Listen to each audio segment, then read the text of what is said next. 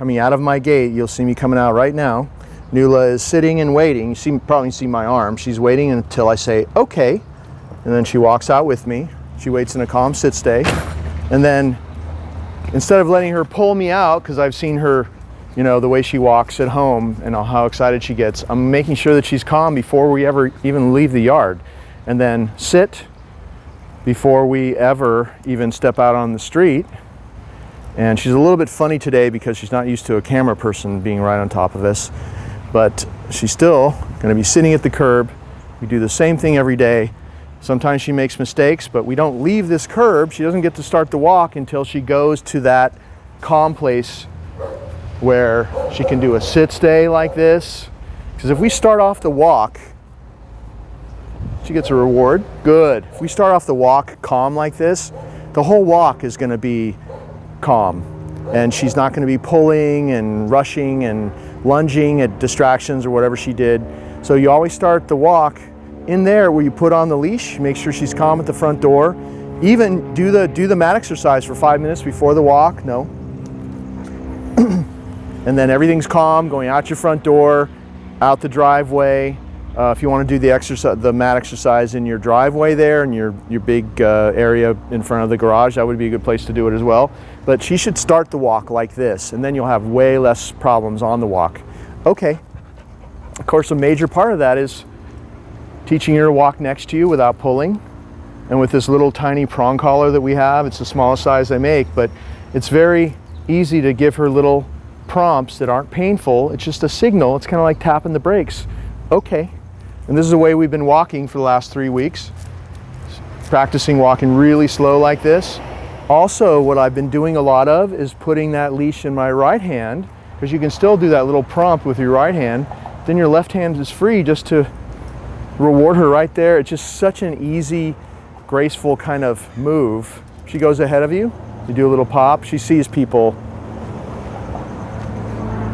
So she was pulling forward of that. But you do your little prompt to kind of slow her down, and then she gets rewards next to you on a loose leash. See how loose that leash is? If you keep your hand there, she can't pull. Also, it's taught her to walk super slow. And keep in mind, this is the beginnings of a walk. We just came out. So think about the way she has always started a walk with you, and look at the way she's starting to walk with me. Sit. You want to throw in also some sits. Okay. Sit. Good. Okay. Sit. Good. If you don't have food, you say good and pet her. Okay. Sit.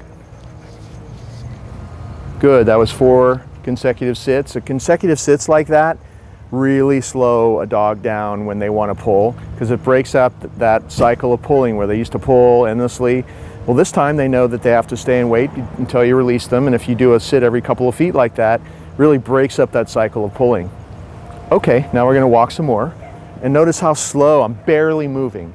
It's teaching her to walk slower, and I want her head next to my leg like this. That's why when I'm rewarding her in the beginning stages of this walk, I'm putting my hand where I want her head to be.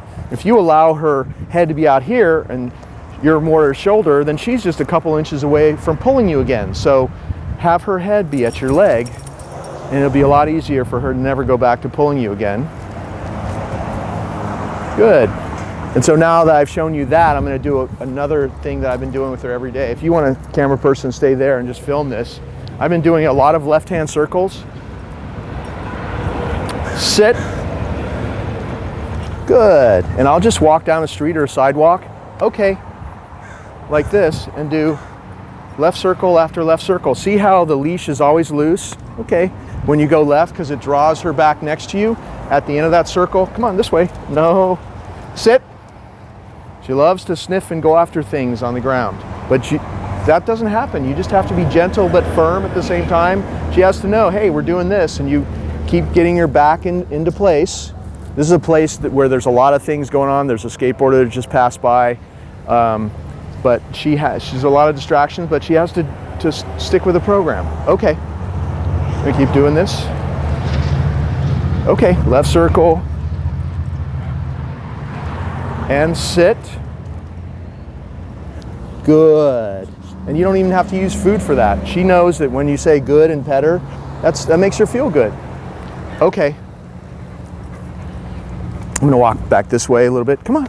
Coax her to catch up if she lags behind. Never pull her with the leash. If she lags behind, just coax her, just say, let's go, come on, and she'll catch up. If she goes ahead, you do your little prompt like that. I'm gonna turn around and come back again because I wanna show you what I've been doing. Okay, as far as walking slow and fast, see how she's walking next to me on no tight leashes. So I've been practicing walking super fast like this, really fast, and then slowing down. See how she slowed down? That she gets a reward for. Good, slowing down to like basically a crawl. Hey, right up here. Good, and then walking fast again, and then slowing down. See how she slowed down? If she doesn't slow down fast enough, one little pop. Hey, right there, good. See how a lot of the pulling that used to be there goes away? I'm gonna walk straight into the camera, slow down. Good, so she's learning how to pace herself to where my body is, which could lead to, if this training continued, this would lead to off leash, having rock solid off leash. And she actually came a long way in 3 weeks. Okay, I'm gonna do a little left circle here. Sit. Good. So if you're out in public and you did, maybe this was 5 or 6 minutes out on the street here, 6 or 8, and that would be all you would need to do every day, no. And then when you want to let her have some free time, you just have her sit after that little workout and go, let her be free. And then you can just take a free time walk. So she can be free like this and she won't pull. If she tries to pull, you just do a little prompt like that and she'll come back to you. At any given moment, you can, if she goes to sniff something that looks like it's gross or something, you can call her back to you. The beauty of this is that we've been practicing calling her to come so much that she's always checking back with us, and very often she'll come to us right before we even call her. But if you have to call her away from the distraction, from free time, come, call her back. Good, good girl. Anytime during the walk you can do that. But the key is, do those little exercises we just showed you, even if it's just a couple minutes a day, and always keep that leash loose. So once again, no more of this, no more of this, none of that. There's no reason really even to take the leash with the other hand. You can control her just like this.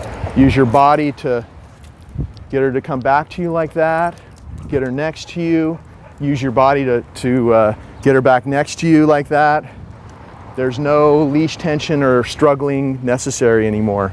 It's just a matter of practicing these new moves. She knows what the new moves are, and if whoever's handling her does the new moves, she won't be pulling anymore, and she'll calm way down. Let's go to our Home Depot.